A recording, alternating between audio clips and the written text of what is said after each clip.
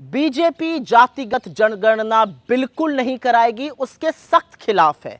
और ये मेरा कहना नहीं है, ये बीजेपी की सांसद, चुनी हुई सांसद कंगना रनौत जी ने कहा है। उनसे दो टूक सवाल पूछा गया था कि क्या जातिगत जनगणना होनी चाहिए, उन्होंने कहा बिल्कुल नहीं। पहले सुन लीजिए उनसे क्या पूछा गया और उन्होंने क्या कहा। जातिगत जनगणना होनी चाहिए? बिल्कुल भी नहीं। नहीं। तो देखा आपने कैसे बीजेपी की सांसद ने बीजेपी का इस मुद्दे पर स्टैंड क्लियर कर दिया है। अभी तक बीजेपी बचने की कोशिश करती थी, आनाकानी करती थी, इधर उधर इनको उनको दोषारोपण करती थी। अब पूरी तरह से साफ है कि जातिगत जनगणना बीजेपी नहीं कराना चाहती है। उनका मानना है कि बिल्कुल नहीं होनी चाहिए, क्योंकि ये बयान जो है ये किसी ऐरे गहरे नत्थु खेरे का नहीं है। ये बयान बीजेपी की एक चुनी हुई सांसद का है, और उस सांसद का है जिन्होंने अभी 24 घंटे से भी कम में बीजेपी के अध्यक्ष से मुलाकात की। आपको याद होगा कि इन्होंने किसानों को बलात्कारी और हत्यारा कह दिया था।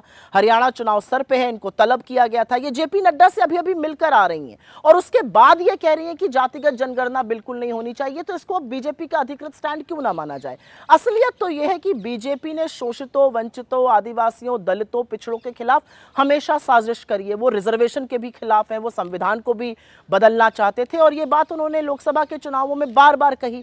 अब सवाल यह है, और पहला सवाल है, कि क्या जातिगत जनगणना की मुखालिफत बीजेपी का अधिकृत स्टैंड है? क्या बीजेपी उसके खिलाफ है? क्योंकि आपकी सांसद कह रही है बिल्कुल नहीं होनी चाहिए। दूसरा सवाल, आप कब तक दलितों का, आदिवासियों का, पिछड़ों का हक मारते रहिएगा?